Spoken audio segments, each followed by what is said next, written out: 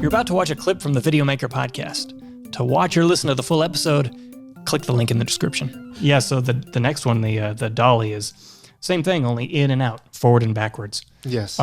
This, I think, Chris, is actually kind of a tough shot if you're, or at least a little tougher than dolly, at least, if you've got any kind of wide shot or anything other than a low angle, because your track is going to be in the shot. Yeah. And you know, the big thing is pulling focus doing this. So because of this, your focal plane's actually moving with the camera. So if you are trying to keep a subject in focus and you're pushing in on them, you're going to have to actually change your focus as you're pushing into the subject. That's something that I struggle with doing product shots of trying to do that. You know, it's actually nice having a camera with good autofocus, because it'll actually, if you can do it slow enough, it'll keep it. If it can't, it won't hunt. Mm-hmm. But pulling the focus, the good thing is like, because you're moving a given distance, the ins and outs of that focus should be very easily defined. You know, you should be very easy to go, this is where I start focus, this is where as long as, everybody stays on point in that kind of a space. But this is a really cool shot through a doorway, you know, because you're able to like really show the room blossom in front of you. You're going from kind of a small windowed view to now being able to see everything through the room. So that's a really cool tool. But the trick about your tracks is really have a long enough lens that your tracks are already out by the time you start. So you might actually be pushing through a doorway, but your focal length is so long so you can't see the actual dolly itself, that you're 15 feet out the door, yet your field of view is pushing through the doorway. Yeah.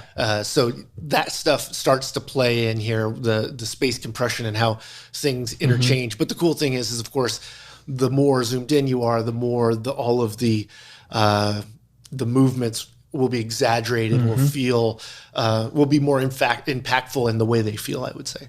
Yeah, that's right. And then the other way you could get around this is just clone over the tracks. Yeah, totally. Just rotoscope afterwards and you're fine. Or do the shot the same way. And if you can get a motorized, that's really cool, because you can just do the shot a couple times with it in and out. Yeah. And then you just copy it with the mask. And you know, there's one other dynamic here to these shots, specifically the pedestal, the truck, the dolly, is you can combine them with pans and tilts to get some other, interesting effects. Super. Well, and now you're starting to move all the axes, right? So like this is, you're talking really, there's a lot of aspects to think about. So think about if you're pushing in while tilting, you're going to have to tilt, and I say push in, so I guess I already used it, dolly in, and you're having to pull focus, dolly in, and tilt at the same time. Yep.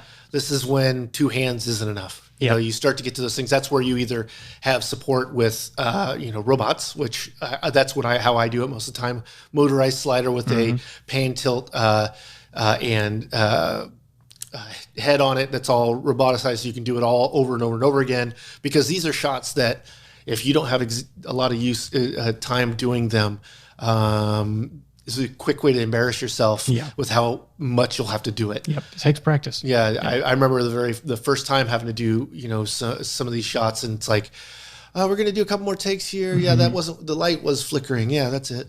Just find other things to blame it on so you can do a couple more takes, because you're like, I just didn't get it, but I can't say I didn't. Yep. You can only do that for so long. Trust me, people start to complain. But it's definitely.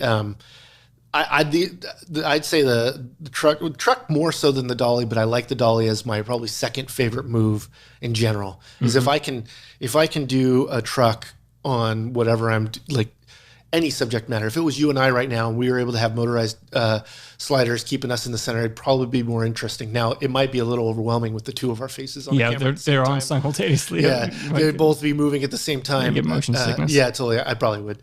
There was a product, I think it's still out.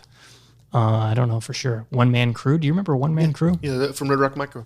Yeah, so it was like an arced robotic dolly. Yeah, that gave you, that just put a little laser so you stood where the lasers met and it kept you in the middle. Yeah, because since it was arced, you didn't have to adjust your focus. You were always the same distance from the lens. And then it would just go back and forth, come to a slow stop and then move back the other way. Yeah. And the idea is you set it up and you don't have to touch it. And it's just like you get these nice smooth camera moves all the time. For something like this conversation, if we were cutting back and forth, that'd be super slick. Yeah. Every time it goes to us, it's a nice subtle, small, subtle truck move. Yeah. The one man crew, there's definitely that, like, that's a big guy. That's a big thing. Yeah. It's something you need 2 tripods to set up and everything. And a lot, like, well, it's the Arc Rhino 2, which I use a lot, has also a follow focus on it too. So you could actually set it to do all those things, parallax, and have it doing it automatically. And a lot of motion controllers are now doing that, like that. They realize that's what a lot of people are trying to do, more complex shots by themselves. Yeah. But the big problem with that is if you're just going left and right, your focus is changing, right? And you're panning. Yeah, so you have your subject is actually, if you're shooting at any shallow depth of field, is actually the focal plane's changing. So of course the way to get around that is just don't shoot as shallow depth of field, or have some kind of automatic focus puller, or do it yourself. But it's hard to do when the machine's moving, and you have to, it's like machines work well with machines, people work well with people.